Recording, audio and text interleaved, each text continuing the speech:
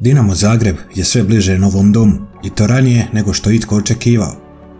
Prije nego krenemo, pretplatite se na kanal Nogometni stadioni kako ne biste propustili najnovije vijesti o stadionima u Hrvatskoj regiji. Dok se saga oko starog Maksimira i dalje vrti u krug, gradilište u Kranjčevićevoj šalje potpuno drugačiju poruku.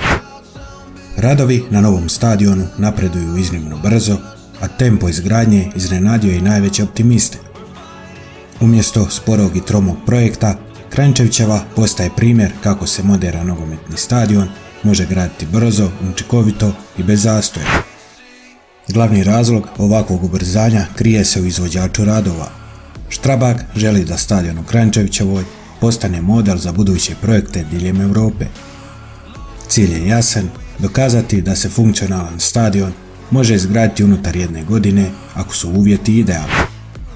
Ako se ovakav tempo nastavi, sve su glasnije špekulacije da bi Dinamo već na ljeto 2026. godine mogao zaigrati utakmice nove sezone na potpuno novom stadionu.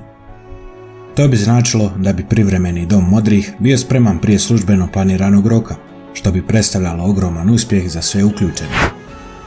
Za navijače bi to značilo moderno zdanje, bolju infrastrukturu, ugodnije praćenje utakmica i, barem privremeno, bijeg od dotralog Maksimira. Dok se Kranjčevićevoj gradi punom parom, Maksimir i dalje čeka rješenje.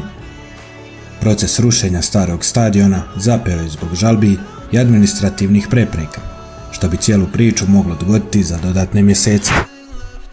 Uz to, Dinamo mora riješiti pitanje budućeg kampa i nogometne škole, jer je jasno da Kranjčevićeva neće služiti za svakodnevni trening, već isključivo za utakmice prve momčadi.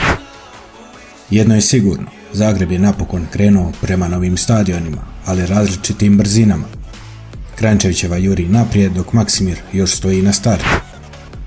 Ako želite pratiti razvoj novih stadiona, 3D prikaze i realne rokove izgradnje, pretplatite se na kanal Nogometni stadion i ostanite s nama.